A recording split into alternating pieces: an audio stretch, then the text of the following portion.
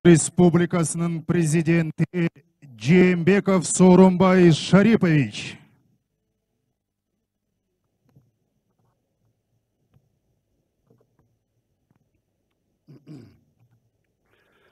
Урматтуу мекендештерим, сиздерди Кыргыз Республикасынын көз карандысызынын күнү менен куттуктайм. Бүгүн биздин мамлекет үчүн улуу күн.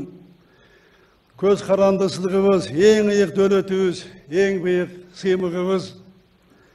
Эгемендигибиз ата-бабалар кылымдар бою күрөшүп, жанын берип, канын төгүп, жүрүп бизге калтырган ыйык мурасыбыз.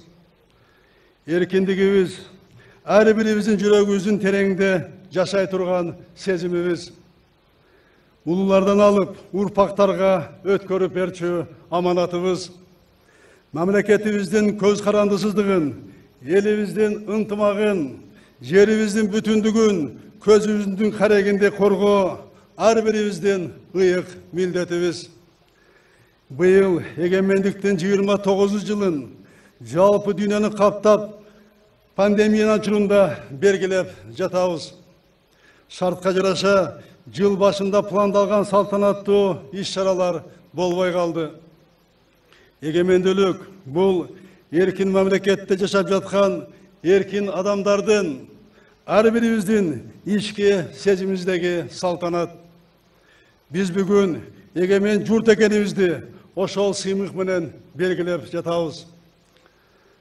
Урматтуу мекендештерим, жалпы дүйнөнү алдастаткан пандемия биздин мамлекетти да чоң сыноого туш кылды. Кыйын күндөрдү өткөрдүк. Бирок биз күрөштү тынбай уланттык. Кол кушуруп, мүнкүрөп отуруп калган жокпуз.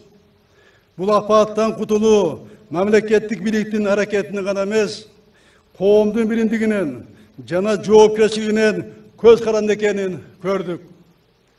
Биздин саламаттык сактоо системабыз менен экономика дарамедибиз гана эмес, элибиздин ынтымагы да чоң сыноодон өттү. Саламаттык үчүн болгон кармашта элибиз өзүнүн сабырдуулугун жана кайрымдуулугун көрсөттү. Биз Кыргызстан эли коомдук тилектештикти туу туткан журт экенибизди бышыктадык. Мына ушул күрөштүн жүрүшүндө ынтымак баарынан кымбат экенине дагы бир ирет ынандык. Биздин элде алам дегенден, жардам берейин дегендер көп экенин өз көзүбүз менен көрдүк. Дээрлик бардыгыбыз жардамга муктаждарга колубузду сундук. Бүгүн биздин арабызда мына ошол күндөрү чоң күчкө айланган ыктыярчыларыбыздын эң кенжелери отурат.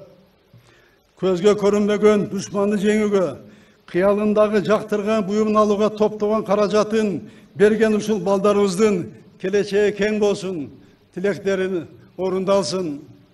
Кыргызстандын татыктуу уу кыздары болуп чоңойсун. Улутубуздун көнөрбөс духу, ата бабалардын руху жаңы тарыхта да татыктуу жашап жатканын жаштарыбыз далилдеди. Дарыгерлерибиз, тартип сакчыларыбыз, аскерлерибиз, ыктыярчыларыбыз, ишкерлерибиз тикеден тик туруп, элдин өмүрүн жана саламатын коргоого жан үрөп салым кошту. Жалпы элибиздин атынан бардыгыңыздарга терең ыраазычылык билдирем.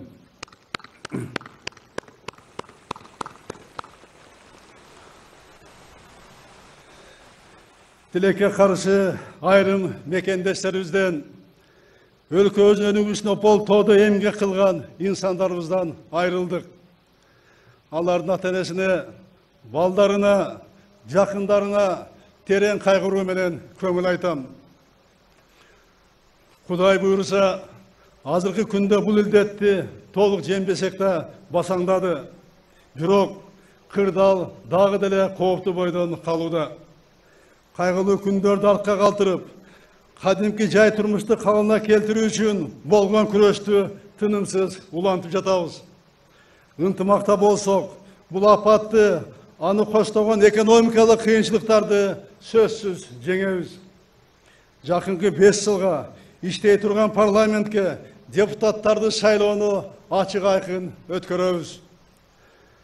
Урматтуу мекендештерим, эгемендик жылдары баарыбыз тең чоң сыноолордон өттүк. Өлкөбүз дүйнөлүк коомчулуктун көңүлүн бурган тарыхый окуяларды башынан өткөрдү. Кыргызстан өзүнүн мамлекеттүүлүгүн, эгемендигин сактап калабы деген суроо коюлган күндөр өттү. Кудайга шүгүр, өзүнүн тарыхый орду, көз карандысыз мамлекети бар жут катары дүйнө коомчулугуна таанылдык. Бизди эмне сактап келди? Көп улуттан ширелген, ынтымакты бийик тосуп, достукту касталаган кайратман элибиз. Кыйын кезенде бир мүстүм болуп, бириге алган калкыбыз. Тарыхы терең улуттук маданиятыбыз, кадырман аксакалдарыбыз, мээримдүү энелерибиз, билимдүү жана патриот жаштарыбыз, улутум кыргыз, урааным Манас деген улуу салтыбыз.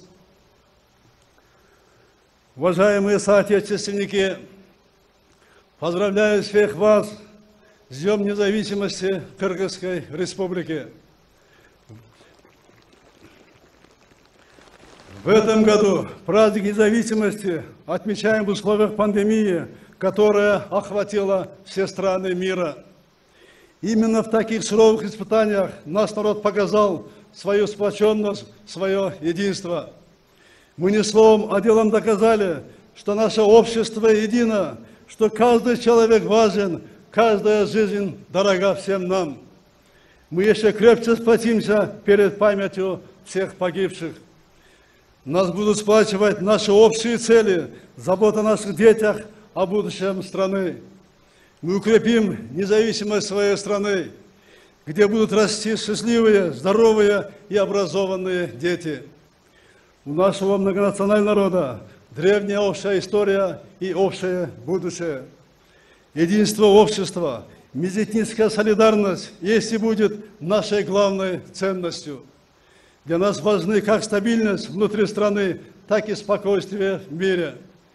Мы будем развивать добрососедские отношения со странами региона, укреплять сотрудничество с нашими союзниками и партнерами, в том числе по СНГ, ШОС, Евразес, ОДКБ.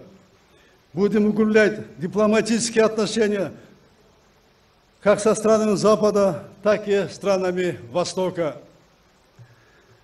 Урматтуу мекендештерим, ата-бабаларыбыз тагдырдын кыйын кезендерин татыктуу көтөрүп, далай сыноолорду намыс менен өткөн.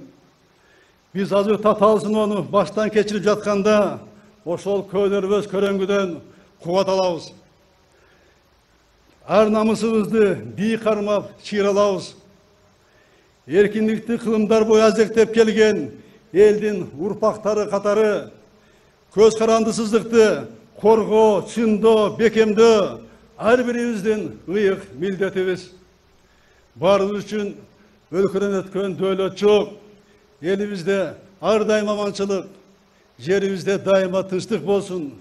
Эгемендүү Кыргызстаныбызды жараткан Кудайым өзү колдосун. Майрамыңыздар менен, кымбаттуу мекендештерим.